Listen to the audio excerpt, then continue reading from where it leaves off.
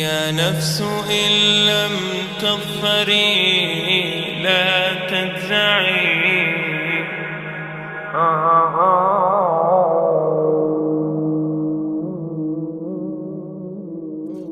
All the praise is for Allah,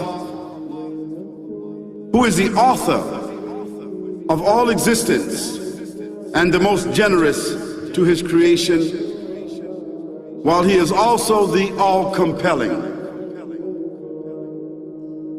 He is the only one worthy of our worship, having no partners, no associates, no sons, no daughters, no one whom he must consult, and no one or anything which has any comparison with him. All the praise is for Allah, who is the King of all who claim sovereignty, the only one who has the right to legislate for his creatures. He is the giver of life. He is the causer of death, while death has no effect upon him, because he is the ever-living, the self-subsisting, the eternal and the only absolute. All the praise is for Allah, who has power over all things, and there is in reality no power and no strength, no influence to cause benefit or detriment except through him.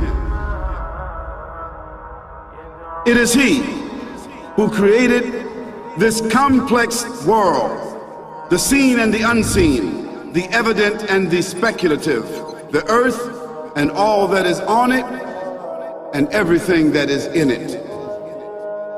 It is he who sent his messengers and prophets, alayhimus salam, with the common message of strict monotheism, which simply means that there's absolutely no one worthy of worship, no one worthy of our obedience except the Almighty, the One, the Absolute, and who has no partners.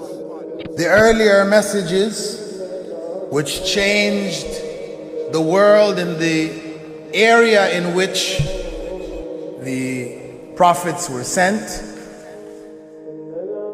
those messages we know have changed, and even the prophets who brought them, their names are now lost. We just know in general because Allah told us in the Quran, وَلَقَدْ بَعَثْنَا فِي كُلِّ أُمَّةٍ رَسُولًا أَنْ يَعْبُدُوا اللَّهَ وَاجْتَنِبُوا الطَّاغُوتَ. I've sent to every nation a messenger, calling people to worship Allah alone and to avoid the worship of false gods. This essential message has been preserved in Islam in a way that it was never preserved before. Not because the message was different, because it was the same message, but because of the fact that there would be no other prophets who would come after Muhammad sallallahu alaihi wasallam. So therefore that message now had to be protected. It had to be preserved in a way none of the earlier messages were preserved. I will relate this. What you say you have come to know 40 years back, and what you call the Big Bang is already mentioned in the book which I read, the glorious Quran. It's mentioned 1400 years ago in Surah Anbiya, chapter number 21, verse number 30, which says, Avalam yaral lazina kafaru. Do not the unbelievers see anna samawati wal arda kanat ratkan fataqnahuma, that the heaven and the earth were joined together and we clove them asunder. What you're talking about, the Big Bang, I try to imagine compressing a spring. I push it closer and closer and closer together so it's smaller and smaller and smaller, and I've stored a tremendous amount of energy in that spring, and when I let it go, it bursts out, it bursts out, it bursts out. The creation of the universe, which you came to know 40 years back, is already mentioned in this book, the glorious Quran, 1400 years ago. Who could have mentioned that in the Quran? So the atheists will say, maybe someone wrote, maybe it's a fluke, maybe it's a guesswork.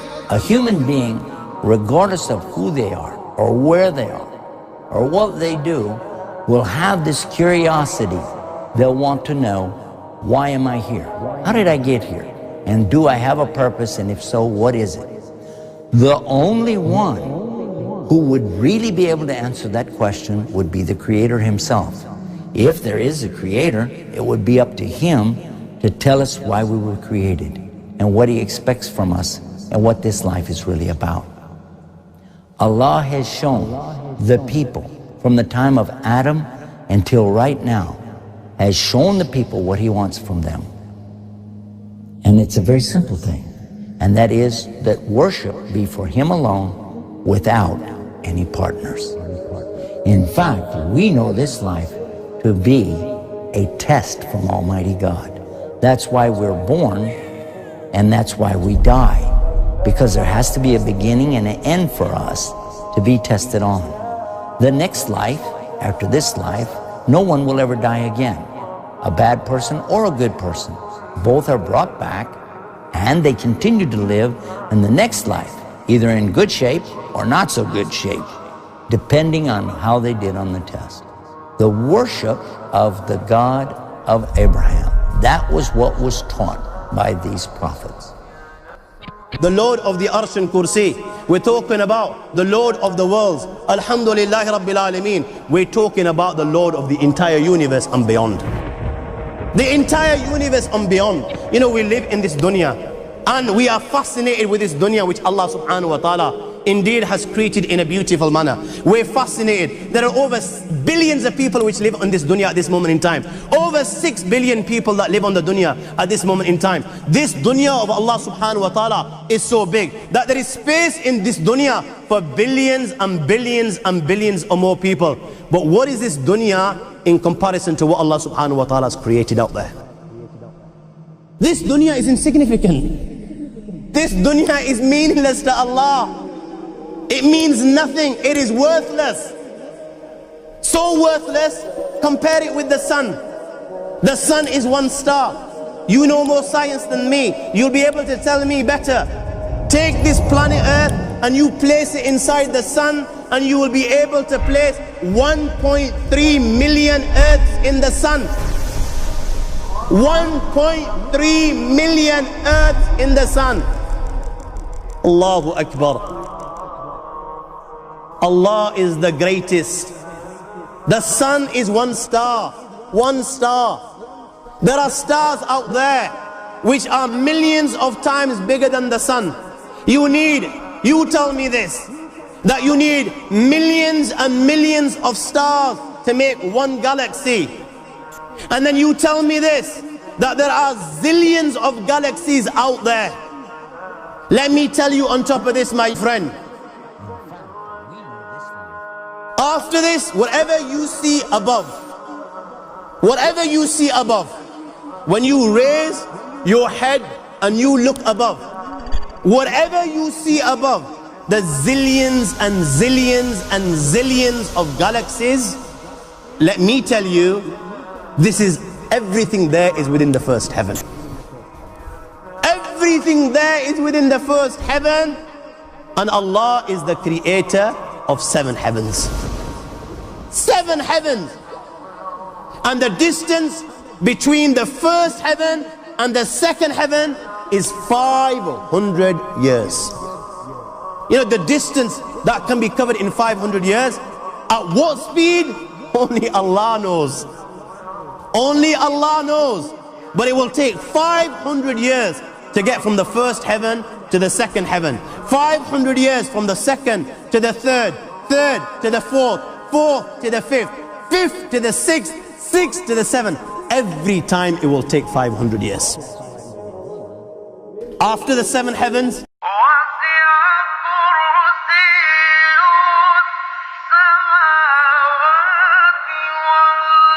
وَسِعَ كُرْسِيُّهُ السَّمَاوَاتِ وَالْأَرْضِ. You all read the Ayatul Kursi. You all know the Ayatul Kursi. After this, you have the Kursi of Allah. You have the chair of Allah subhanahu wa ta'ala.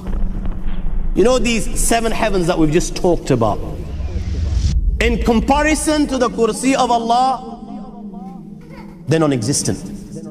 They're meaningless. Rasulullah ﷺ has given an example in a hadith. just to give us a little bit of understanding with regards to the 7 heavens in comparison to the kursi of Allah. Take a ring from your finger, take it off, the small ring that you have, and place it, let's say, in a desert, the Sahara Desert. It's the biggest desert in the world. You know that ring that we take off from our fingers and place it in the Sahara Desert? What comparison is in between the ring and the Sahara Desert? Nothing. Nothing. The 7 heavens is the ring, and the kursi of Allah is the Sahara Desert. After the kursi of Allah, you have the arsh of Allah. وَكَانَ أَرْشُهُ عَلَى الْمَاءِ. You have the arsh of Allah. Again, Rasulullah has explained, so just so that we can understand. Take the ring, place it in the desert. This time, the ring is the kursi and the arsh is the desert. What is the kursi in comparison to the arsh of Allah? Nothing. Then you have angels which carry the arsh of Allah. Their heads are in the 7th heaven and their feet are in the lowest earth. My friends, then you have the Lord of the Arsh al-Kursi. لا تدركه الأبصار وهو يدرك الأبصار وهو اللطيف الخبير. He is beyond the size of Allah, who Allah is, what Allah is. The greatness of Allah is beyond the comprehension of my little mind. This is the being that you and I are messing with.